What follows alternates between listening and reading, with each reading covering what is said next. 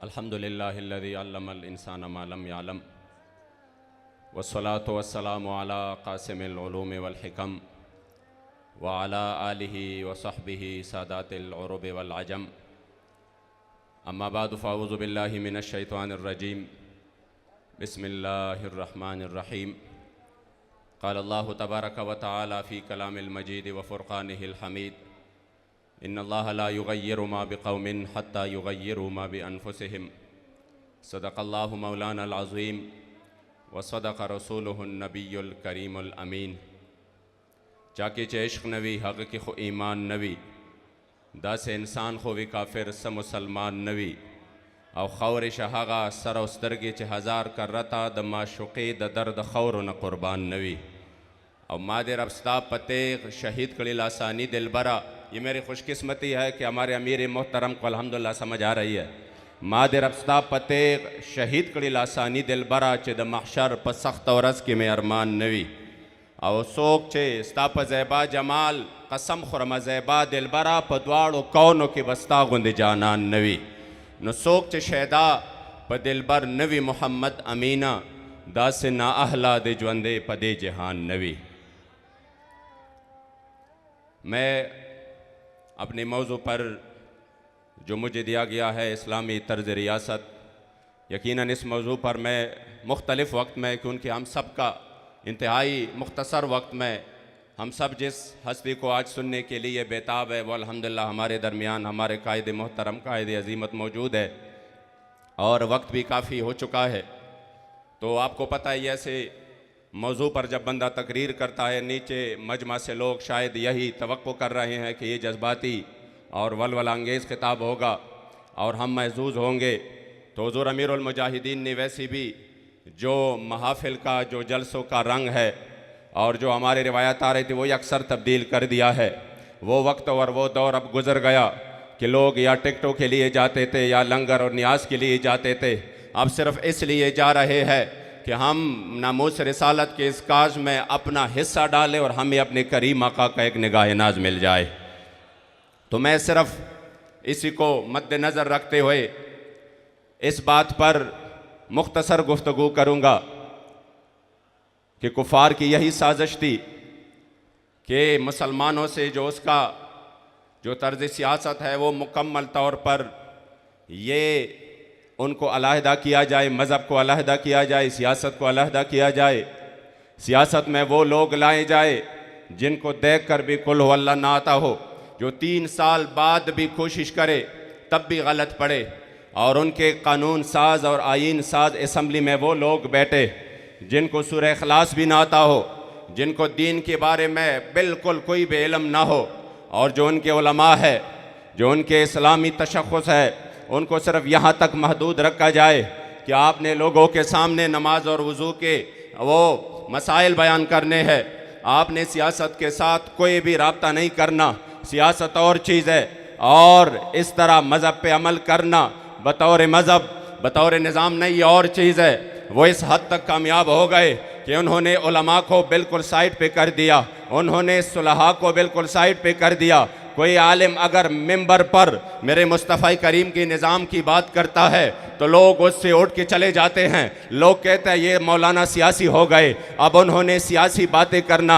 शुरू कर दिए हैं। तो इसका नतीजा ये हुआ जो निज़ाम मेरे मुस्तफ़ा करीम हमें दे के गए थे और आप तशरीफ़ फरमा उस हाल में थे मदीना शरीफ में कि आप मसाइल भी बयान कर रहे थे और आप पूरे दुनिया को एक निज़ाम भी दे रहे थे, और फिर खुलफ़ाए राशिदीन जो अपने मिंबरों पर भी बैठे थे और जो अपने फैसले भी करते थे और पूरे दुनिया को एक निज़ाम भी दिया। जब उनके बाद हमने उस निज़ाम को सिर्फ ये कहकर कि हम गैर सियासी है, हमें सियासत से कोई लेना देना ही नहीं है, तो ये जब हम इस अजीम फरीज़े को छोड़ेंगे तो आपको पता है तंजीमें भी बहुत है, तहरीकें भी बहुत है, बहुत सारे लोग इनफरादी कोशिश भी कर रहे हैं, इज्तिमाई भी कर रहे हैं, मगर फिर भी हर तरफ जुल्म तशद्दुद का बाजार गर्म है। हर तरफ बंदा देखे तो इंतहाई माहौल कशीदा हो चुका है। हर तरफ जालिम 300 कत्ल के बावजूद भी वो मुसलसल जुर्म पे उतर आया है। उसके सामने कोई भी वो निज़ाम नहीं है जो उसके गरेबान को पकड़ सके, और हर तरफ कुफ्र इल्हाद का बाजार गर्म है। ये अगर एक हुकूमती निज़ाम के ज़रिए एक ऑर्डर हो जाए कि आज पाकिस्तान में ये चीज़ नाफिज हो जाएगा, तो हम करोड़ों मिलकर वो नहीं कर सकते। जो 200-300 बंदे वो उधर जाकर जो हमारे ऊपर जो निज़ाम मुसल्लत करना चाहते हैं, वो सिर्फ 100 होंगे, 200 होंगे, 300 होंगे, मगर इस सियासत के तहत वो करोड़ों को कंट्रोल करते हैं। जब हमने इस चीज़ को छोड़ा तो आज वो हमारे ऊपर मुसल्लत हो गए। इसलिए आज हमने तहरीक लब्बैक या रसूल अल्लाह के प्लेटफार्म से अवाम का ये जहन बनाना है, खवास का ये जहन बनाना है, बिलखुसूस उलमा का ये जहन बनाना है, मशाइख का ये जहन बनाना है कि अगर हम ये मैदान इस तरह छोड़ देंगे तो जिस तरह अल्लामा इकबाल ने फरमाया था कि जलाल बादशाही हो या जमहूरी तमाशा हो, जुदा हो दी सियासत से तो रह जाती है चंगेजी। ये जो आज आप देख रहे हैं कि जिन्होंने मुल्क लूटा, जिन्होंने मुल्क के खजाने लूटे, जिन्होंने गरीब के अवाम का वो खून चूसा, और जिन्होंने इस मुल्क और कौम पर वो कहर बनकर टूट पड़े कि बंदा हैरान है कि मैं एक टाइम के रोजी कहाँ से लाऊं। वजह क्या है? वजह ये है कि सियासत हमने उनके सुपर्द की जो जालिम थे, जो दीन से बेखबर थे, जो अंग्रेज के वफादार थे, जो उनके गुलाम थे, और यहाँ पर हमने मिंबरों पे बैठकर और अपने आस्थानों पे बैठकर ये तसल्ली कर ली कि नहीं, हम सियासी नहीं है, हमारा सियासत से कोई लेना देना नहीं है। मैंने कहा अगर ये आपके अल्फाज है कि हमारा सियासत से कोई लेना देना नहीं है, तो दूसरे अल्फाज में आपने ऐलान करना है कि फिर हमारे मिंबर मुस्तफ़ा से भी कोई लेना देना नहीं है। दूसरे अल्फाज में फिर आपने ऐलान करना है कि हम हुजूर के वारिस भी नहीं है, क्योंकि मेरे महबूब फरमाते कि कानत बनो इसराइल में तसूसहुमुल अंबिया, उनके अंबिया सियासत करते थे, और इस उम्मत को मेरे मुस्तफ़ा करीम ने वो सियासत का अजीम फरीज़ा दिया है। अगर आप कहते हैं हमारा लेना देना नहीं है, तो फिर दूसरे अल्फाज में आप दीन की नुमाइंदगी नहीं कर सकते। आए मैं आप मेरे मुस्तफ़ा करीम के गुलामी में आगे बढ़कर काम नहीं कर सकते। ये तब होगा जब आप इस कौम को कहेंगे कि हाँ, सियासत भी हमारा है और मिंबर पर बैठकर उधर नमाजें पढ़ना भी हमारा शेवा है, और उस मिंबर से पूरे दुनिया को कंट्रोल करना भी हमारा तारीख है।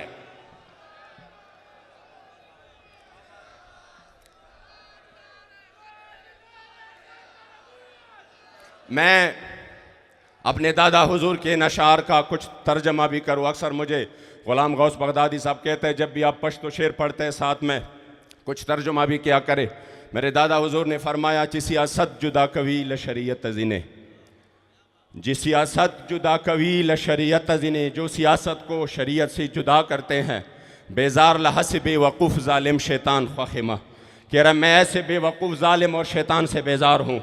कि सियासत जुदा कवील शरीयत जिने, बेजार लहसे बेवकूफ़ ज़ालिम शैतान ख्वाहिमा, और द सियासत बाजी बौड़म द शरीयत पचोगान, द सियासत बाजी बौड़म द शरीयत पचोगान, कम हज़ार ज़ल सर ज़िपदे मैदान ख्वाहिमा, द सियासत बाजी बौड़म द शरीयत पचोगान, कम हज़ार ज़ल सर ज़िपदे मैदान ख्वाहिमा। और ये शेर आप सुनकर आपको लुत्फ़ आ जाएगा। फरमाते चित्र खुशबूजी दखलो द मोहम्मद अरबी, जिनसे मेरे मुस्तफ़ा करीम के पसीने मुअत्तर की खुशबू ये महक रही हो, ऐसी जवान के पीछे चित्र खुशबूजी दखलो द मोहम्मद अरबी, सर पर तली के ऐसे जवान पर से रवान ख्वाहिमा, मैं अपना सर हथेली पे रख कर ऐसे जवान के पीछे चला जाऊंगा जो हुजूर का नवारिस हो।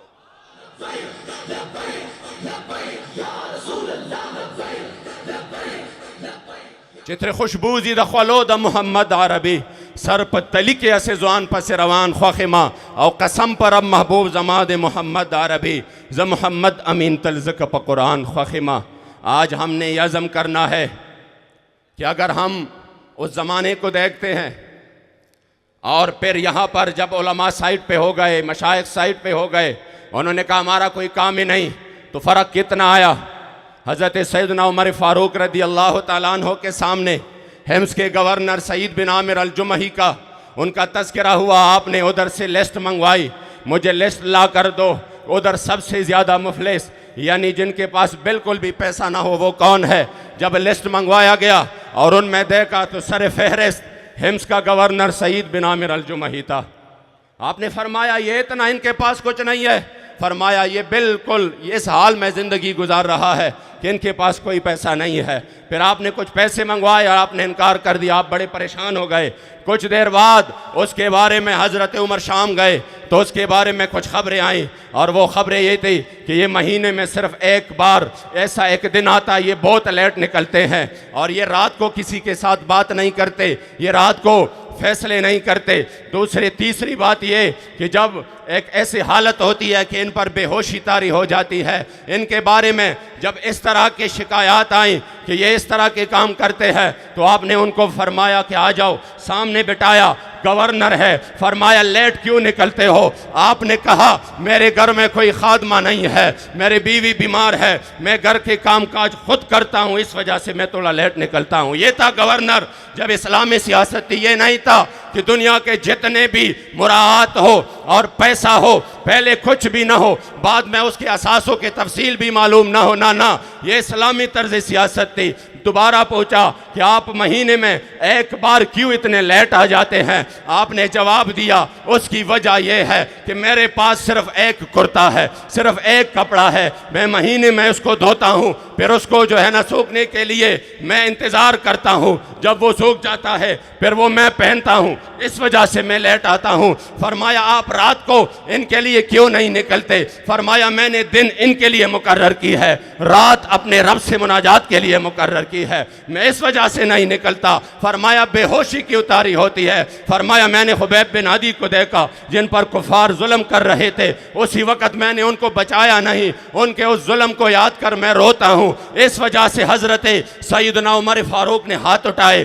फरमाया या अल्लाह तेरा लाख लाख शुक्र है मुझे इन जैसा गवर्नर मिला है। जब इस्लामी तर्ज सियासत थी तो ये आलम था गवर्नर था, गवर्नर का ये आलम था अदालत का। सैयदना अली अल मुर्तज़ा शेर खुदा अमीर उल मोमिनीन तशरीफ फरमा है, आपका ज़िर्रा गुम हो गया, आपने देखा एक यहूदी के पास है, आपने फरमाया उसी वक्त जो काज़ी शुरैह था उनको फरमाया कि ये ज़िर्रा मेरा है और इसके ये मेरे से गुम हुआ है या चोरी हुआ है। उस काजी ने फरमाया आ जाओ अपना फैसला सुन, अपना दावा दायर करो। यहूदी को भी बुलाया, जब सामने हो गए काजी शुरैह ने कहा मैं बिल्कुल यकीन करता हूँ, हल्फन कह रहा हूँ ये ज़रा आप ही का है, मगर ये अदालत है, यहाँ पर इंसाफ इस तरीके से होगा कि आप गवाह पेश करेंगे। हज़रत अली अल मुर्तज़ा ने अपने ग़ुलाम को बुलाया, जब उन्होंने गवाही दी फरमाया ग़ुलाम के गवाही मालिक के हक़ में कबूल नहीं।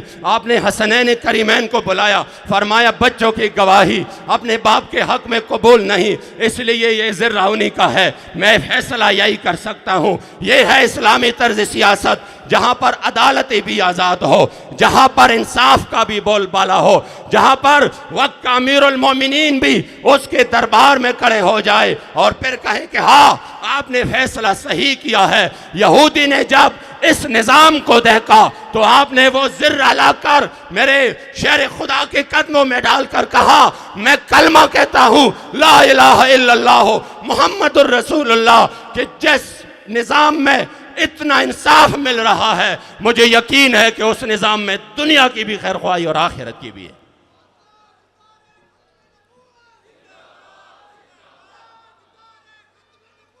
इसलिए ये हम हुज़ूर अमीरुल मुजाहिदीन का एहसान कभी नहीं भूलेंगे कि आपने इस कौम को वो सोच दिया कि आपने कहा कि अगर बतौर मज़हब सिर्फ़ आपने ये करना है, नमाज रोज़ा ज़कात हज जितने भी मामूलात है, अगर ये इस्लाम है तो फिर सैयदना इमाम हुसैन करबलाए मौला के मैदान में क्यों गए, फिर अपनी पूरी ख़ानदान की कुर्बानी क्यों दी। इसलिए आपने इस कौम को ये जहन दिया।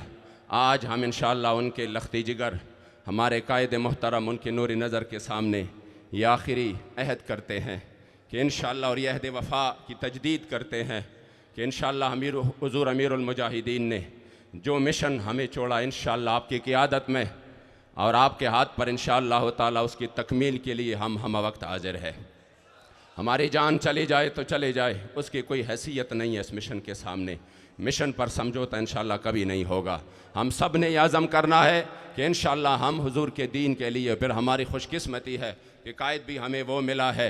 मैं सिर्फ़ आखिरी बात करूँगा कि आपने मुझे एक ख़बर दी और वो ये थी, मुझे कहा कि अगर हमारे पड़ोस मुल्क में जिन पर जुल्म और तशद्दुद के पहाड़ तोड़े गए, 20 साल जिन्होंने ग्वांतानामो बे जेल में जानवरों की तरह गुजारे, उनको इस तरीके से रखा गया जैसे जानवरों को रखा जाता है। दुनिया की कोई जुल्म की कोई हद होती है, वो सब पहाड़ उन पर टूटे, मगर इस्लाम की ताकत से फिर भी वो मैदान में है, और इस तरीके से मैदान में है कि पूरे आलम में कुफ्र शिकस्त खा चुका है। जो जुमला मैं आपको बताना चाहता हूँ वो ये है, लोग कहते हैं ना ये अपनी रिहाई के लिए उन्होंने ये किया, उन्होंने वो किया। खुदा की कसम मैं इसका गवाह हूँ, मैं इसका गवाह हूँ कि आपने एक जो आयत करीमा फरमाया था, ला तहज़न इन्नल्लाह माना, कि कोई परेशानी नहीं है, रब्बुल आलमीन हमारे साथ है, ताकतें तुम्हारी हैं पर खुदा हमारा है, और अक्स पर न इतराओ आईना हमारा है। और दूसरा जो लफ्ज़ था वो ये था कि कम अज़ कम अमीनी साहब हम 20 साल तो सब्र कर ले, हम 20 साल तो ये सख्तियाँ और तकालीफ तो बर्दाश्त कर ले, उसके बाद फिर कोई गिला शिकवा तो बने। आप वो राहे अजीमत के मुसाफिर है और वो कायद है अजीमत के। आपके अल्हम्दुलिल्लाह मिसाल ये है, पूरे जेल भी गवाही देगा, हुजूर के ग़ुलाम भी गवाही देंगे, और खुदा की कसम मुखालिफीन भी गवाही देंगे। मुवाफ़िकीन तो वैसी भी गवाही दे रहे हैं कि इंशाअल्लाह हुजूर अमीरुल मुजाहिदीन ने जो हमें कायदे दिया है, लोग कहते हैं ये बिक जाएंगे, ये करेंगे, वो करेंगे। मैंने कहा जब इनके सामने सब कुछ रख दिया गया, ये सब कुछ ले लो जिसमें सब कुछ था दुनियावी लिहाज से, तब भी आपने फरमाया कि ना ना, जाकर अपने बड़े से कहना कि 1450 साल बाद भी पाकिस्तान में हुजूर के वो गुलाम रहते हैं जो पूरी दुनिया की ताकतें मिलकर न उनको झुका सकते हैं, न उनको खरीद सकते हैं, और ना ही उनको डरा सकते।